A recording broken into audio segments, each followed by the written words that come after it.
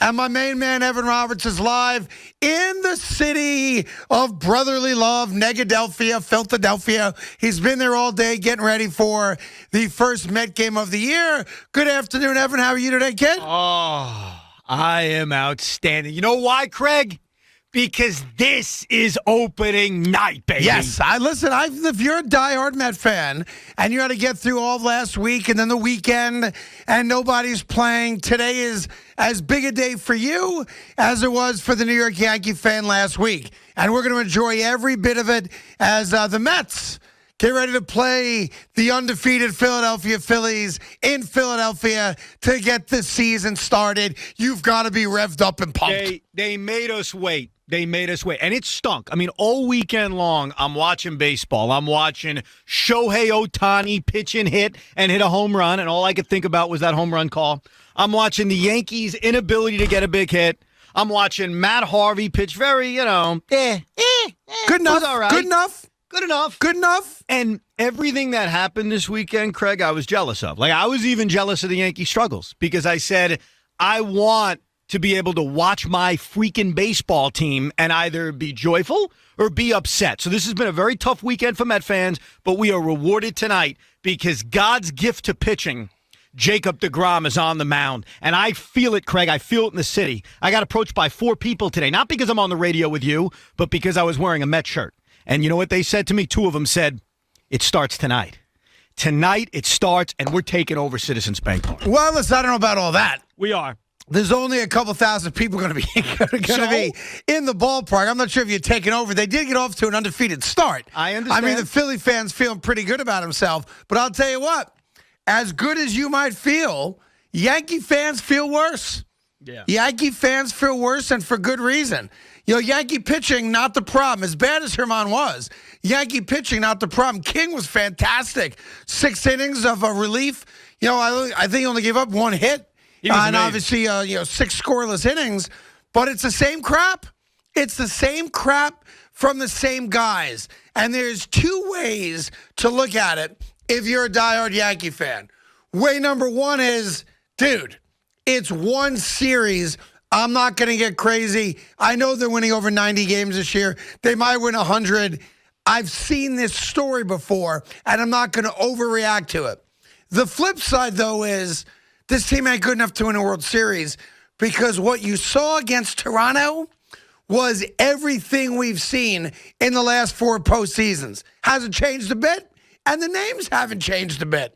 Yeah, look, here's the thing. First of all, one thing you should recognize, and I can't believe you haven't mentioned it, is that the New York Yankees are 1-2 since Craig Carton declared his allegiance to the New York Yankees. Listen, they're going to sweep the Baltimore Orioles. Okay. All right. Let's just say this. Right. I'm not the bad luck charm. It's the same bad crap we've seen for the last 5 years. And they're going to take care of business tonight, and they're going to win tonight. They're going to be 500. They're going to sweep the series, and everyone's going to relax and get off the high horse of this guy sucks, that guy sucks. You're right with both of the things that you say. Number 1, the Yankees are going to be fine. The Yankees are going to score 1 million runs. Aaron Judge is not going to ground into double plays every other game. I hope not, because that's all he does right now. I get it. How many more in-the-inning swings of the bat is he going to give you? And you know what else? They didn't exactly get shut down by a murderer's row of arms. I mean, T.J. Zoik and Ryan Barecki, and I know this Julian Merriweather looks fantastic. Merriweather looks like Mariano. He looks great, and he's clearly he's clearly taken over as the Blue Jay closer with Kirby Yates out for the year. But it's a 3-game series. The Yankees are going to hit. They're going to be fine. But I think any time they struggle to hit in big spots, which we saw in the 2 losses, it's not a coincidence. 0 for 9 on opening day, 0 for 5 yesterday, and really in the last 3 innings they didn't even rally. It's always going to pop into your mind, like you said on Friday, Craig, that this reminds you of October's past. Yeah, and that's the problem with it. The reason the Yankees forget about winning, haven't gotten to a World Series is because when they don't hit home runs, they don't score, they don't get clutch hits. Right. And great, listen, it's 3 games in April. I'm not going to go crazy about it, but the reason so many Yankee fans are so upset, and I can't blame them, I'm new to the fandom, I can't blame them, is that for those Yankee fans out there that say, yeah, winning 100 games is great, but are we good enough to win in October? There's no reason to think anything has changed in that regard because it's the same crap. Now, if they lost the game 8-7, it's a whole different animal. They didn't. Right. But when you look at the guys that are struggling over the first 3 games, these are guys that are going to hit. So you're going to give me the back of the baseball card comment, right? Yeah, I'm not going to use that cliche, so I'm going to dance around it by saying it without saying it. But yeah, you're 3 games into a year. And believe it or not, even though they lost 2 out of 3 to, in my opinion, the biggest challenge the Yankees are going to face in the AL East this year, I do think it's the Toronto Blue Jays. There were a lot of positives that came out of the weekend, and you touched on a few of them. First of all, I can't even say Domingo Germán was bad yesterday. You want to know why? Because he came out after 3 innings, Craig. Right. I mean, yes, he gave up the 2 home runs to 3 batters in the second inning. Randall Grichuk right down the line and the home run to Vlad Jr. But he was out after 3. You know, usually in baseball, you've got a chance to have 1 bad inning as a starter. Yes. And actually settle in and give your team 5 or 6 innings. Unfortunately, we don't live in that world right now. Michael King was outstanding. All right, I think Gary Sanchez overall had a decent weekend. I know he committed 2 errors yesterday, one of which was a catcher's interference. I'm not going to get nuts about that. There were good signs from the bullpen. My guy, Jonathan Loaisiga, has looked great over the weekend. The bullpen's been great all 3 games, frankly. Yeah. I mean, they've done their job. They're not the reason. And obviously, no Chapman, but there wasn't a situation for him other than the second game anyway. But you know the worst thing I saw all weekend? Gleyber's defense. Yankee-related? Not Gleyber's defense. What? So I'm watching the game yesterday, right? And I'm kind of in the house, out of the house. I've got it on the radio, and I've got it on TV back and forth a little bit, right? Because it was such a beautiful day yesterday. Gorgeous. I had a couple honeydews I had to take care of. You know, how come no one's raking up? Okay, relax. I'll start raking. All right? And I happen to be inside when the Yes Network decides to show the workout regimen of a certain player on the Toronto Blue Jays. And I'm saying to myself, put a shirt on. It does. I know he hit a home run, and he's a legit power hitter. Put a goddamn shirt on. That was. I don't need to see your nipples bouncing up and down while you're doing bench presses, sir. Ugh. I tell you, man, made me feel so good about my my That's what I felt. Yeah. I was very close. Luckily, talking about Guerrero, of course. Of course. When I saw that picture of Vlad Jr., there was a part of me that wanted to take a selfie of myself and almost compare my body, which isn't great, to Vlad Jr. Now, I can't hit the ball 400 feet to right center field like we saw you whiff at inanimate objects, over in the FSU Friday stunt. But I looked at that guy and go, how is that guy's body a professional athlete? It's embarrassing. It's baseball. Maybe that's the difference. Yuck. Baseball, look, you always talk about the legend that is Babe Ruth. You don't like to admit his greatness. He didn't exactly have a baseball body. That's the beauty of baseball. It doesn't matter your shape or size. Yeah. You can be a great player. And that leads to the Adonises of the world who need off days 2 games into a season. Yeah. We've said it a million times. You don't need to have muscles to play baseball. You don't. You don't. And I know you want to look good and feel good and fill out a uniform well. The reality of baseball is that the more muscles, the worse it is. So anyway, that was disgusting anyway, though. Ugh. Yeah, it was I thought not it was pretty. like watching baseball porn. And I'm watching you going, it's bad enough the Yankees have no offense. Now I got to watch a half-naked guy lift weights? I know. Yuck. But it's encouraging. It was like I was watching the Vlad Guerrero OnlyFans account, and I didn't pay for it. But it gives hope to all of us. We all look just like Vladimir Guerrero. I guess. So, while the Yankees were losing 2 out of 3, they do have Baltimore tonight, and that game can be heard right here on the Fan. The other good news is that we're going to be giving away Yankees tickets. Those MVP field seats will be given away. The first chance you have to win those is guaranteed between now and 2:45. So we got you covered on that. And if you're a diehard Met fan, let's just say it. Today is special. The owner spoke today. Sandy Alderson spoke today. And, well, nothing significant came out of their meetings with the media. And I sat in on it and watched it and listened to it. The continued rhetoric from Steve Cohen of we are going to act like a major league club like a big market franchise without spending like drunken sailors, their words, not mine. We are going to spend money. We are not done spending money just because we did the Lindor deal. And I think if you're a diehard Met fan, excited for tonight's season opener against a hated rival in their city, I would think, and I used to be one of you, so I think I understand what it's like. Yeah. I would think that there's nothing that's going to get in your way of enjoying the whole day today. Today is a grand day. It's beautiful outside. The Mets open up.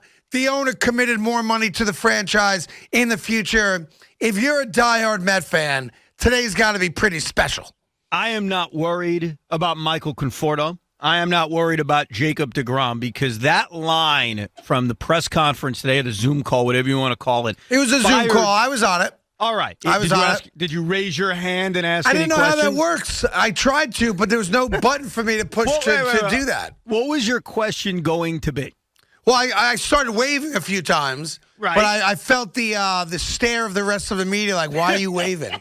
I'm just curious what you would ask. Like if they said, Craig Carton, WFAN, what would you have said? How can you not be at the season opener for your franchise? I'm there, Stevie. Yeah. I went. That, to me, listen, it's not a knock at him as an owner, because obviously everyone loves him as an owner, but that to me defies all rationale and logic. Like, he's going to the Thursday home opener, of course. He is not going to the season opener in the first year he owns the team. And that's mind-boggling to me. And it doesn't take that much time to get down here. He could be on a helicopter. It's 40 minutes. Or Boom. you could do what I did. I jumped on an Acela train. He's not going to do that. Why not? Because he's worth $14 billion. Craig, it was business class. It was beautiful. Dude, he's going to get on a helicopter. He can land at the stadium. He's there in 40 minutes. Why would he sit on the Acela with people like you? Why not? He's a man of the people. Because he's not a man of the people. Billionaires, a dude worth $14 billion is by definition not a man of the people. Yeah, Let's keep that straight. But Craig, you can still attempt to be a man of the people. Like and ride the Acela? That's right. And not only that, when you go to Philadelphia or Citi Field on Thursday, don't sit in the owner's box. That's where he's going to sit. Sit in the stands amongst your people. He said he's going to sit in, I guess the owner's box is bi-level now. Yes. He's going to sit in the lower level of the owner's box so he can be kind of amongst the people. You're not really amongst the people. But you're not, Craig. no. No, you're in his suite. You know what actually depressed me and excited me all at the same time? On Saturday afternoon, Zach Wheeler pitched for the Philadelphia Phillies, and he dominated. Had a couple hits, too, I think. Yes, he dominated. And he's actually a pretty good hitting pitcher, even though that won't matter after this year. Guy pitched a one-hitter. And it depressed me, because if Steve Cohen bought the New York Mets a year earlier, we wouldn't have watched Zach Wheeler pitch 7 scoreless innings for the Philadelphia Phillies. Listen, you got what you got. Be happy with what you got. Don't be one of those guys who wants everything. No, Very greedy. No. The negative is that I've got to watch Zach Wheeler in Philadelphia for the next 5 years. The positive is something like that will never happen again. It's a disgrace that Zach Wheeler isn't a Met. I'm sorry, it is. I was just thinking the last time I was on the Acela, it just popped into my brain. Yeah. I was with Boomer. He went on the Acela? Me, Boomer, and Al Dukes. Or it may have just been me and Boomer, frankly. I think we went down to Maryland to watch a Maryland basketball game. Boomer went on the Acela? Yeah. We took the Acela, but here's why I remember it. Why? He told me to order the tilapia. We were in like whatever the executive car is or business car, which is like the highfalutin car. Right. And, they come around, they actually serve food, or they used to at least. And I'll never forget. And it was the biggest mistake I ever made. Memo to everyone. Don't get the fish on a train. That one came back a few times over. Dude, that's as bad as me getting a steak at a diner. Yeah, I agree. I agree. Can't do that. I'll never forget that. I go, Boomer, because he used to take the Acela to go see Maryland play because it's a convenient way to travel. Very convenient. And I go, what are you getting to eat? He goes, tilapia. I'm like, you can get tilapia on an Amtrak? He goes, oh, yeah, it's the best. So I ordered the tilapia. I was sick for 3 days. I lost 19 pounds in 3 days because I got the tilapia on a train. Great advice for weight loss. Just order a tilapia on a train. You'll be good to go for the next few weeks. What did you eat on the train today? I had nothing on the train. Now, did they offer you anything? No. Maybe that's changed. Yeah, I think all the restrictions and whatnot. There was a food cart that I walked past, but dude, I mean, it was like candy bars. Plus, I was excited because I knew I'm getting to Philadelphia early. Yeah. I want to explore the city, and I want to eat Philadelphia food. Did you go to Betsy Ross's crib? I didn't have time to see Betsy, Did you go to the Liberty Bell? I didn't have time to go to the Liberty Bell. Did you go to Bell. any area that like Ben Franklin used to walk on cobblestone drives and Craig, get a cheesesteak? This is all on you because when I landed or pulled into the city of Philadelphia, I had one priority. Do you know what that priority was, sir? Get me a box of pretzels. Get Craig pretzels. I hope you did. So I did. Now, I got to warn you. Because the people at WIP have been so nice welcoming me into their home, half of those pretzels are now gone. No. You don't feed the animals at WIP with my Philadelphia Pretzel Factory pretzels. Why? They can buy their own pretzels. I just felt it was a sign of goodwill since I can't stand the city and I hate all their teams. Like, hey, we're going to beat you tonight. Hey, the Sixers have no shot in the East, but here's a pretzel. And they very much appreciated it. How many of my pretzels did you give away? 1, 2, 3 pretzels are gone. So how many did you buy? 15. Oh, that's not enough. What do you mean that's not enough? That's not enough at all. 15 pretzels wasn't enough. You're going to have to go back out and get some more pretzels before you come back. Are you insane? Evan's in Philadelphia because the New York Mets open their season in Philadelphia. If you're a diehard Met fan, there's only one place to talk about it. It's right here, me and Evan. So bring the noise right now. 877-337-6666. Love to know your plans for tonight's game between the Mets and the Phillies. If you're a diehard Yankee fan and you're upset about the opening weekend, by all means, share that disgust with us. And know this, in the next 15 minutes, Evan and I are going to give away a pair of tickets. And they're like field level, the dope seats for you to watch the Yankees. I don't even know which game it is. The guys will tell me here in a second. But every hour of today's show, we have the only radio program in America that's giving away the one thing you want. And that is tickets to see a New York baseball game. And we're pleased to be able to give those to you throughout the course of today, every single hour. Got it? Great. 877-337-6666. Coming to you live from the Town Fair Tire Studios, powered by Town Fair Tire. Nobody beats Town Fair Tire. Nobody. We got other things to get to beyond just baseball. You got Nets and Knicks. You got championship game. You got the great finishes. We got all the play-by-play calls. And we'll find out which of all the calls was the best and whose was the worst. And we can also openly ask the question, where was Iron Eagle when you needed him the most? Where was he? Where was he? Lazy bastard. Where was he? We'll get into all that with you, plus Yotani home run call right here on The Fan.